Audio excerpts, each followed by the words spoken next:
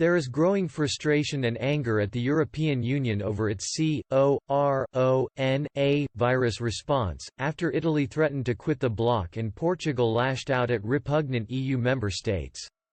The corona virus pandemic has sparked an unprecedented crisis throughout the European Union, with a huge rift erupting between the 27 member states. This week's failure to agree a joint EU economic response to the crisis has already set off a wave of furious criticism from leaders in Italy, Portugal and Spain. On Thursday, Germany, the Netherlands and other northern European countries rejected the plea of 9 EU countries for so-called corona bonds to soften the economic impact of the pandemic.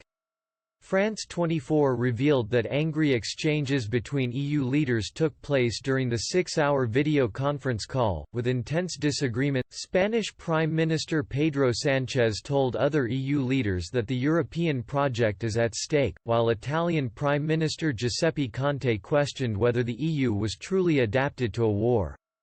The French broadcaster claimed that even German Chancellor Angela Merkel admitted the arguments threatened the stability of Europe.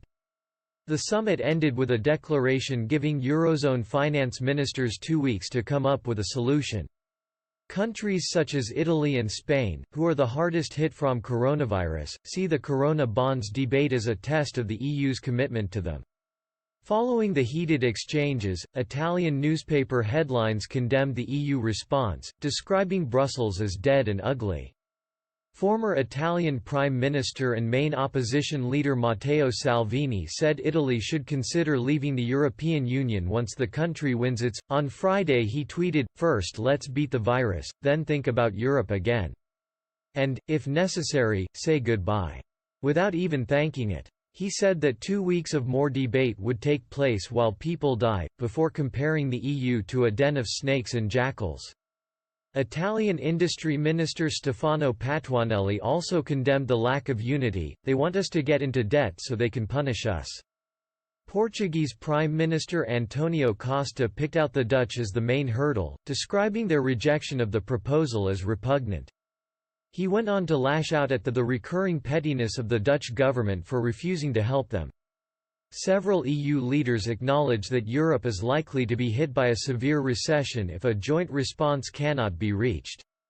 On Friday, Italy overtook China to become the second worst affected country after the US.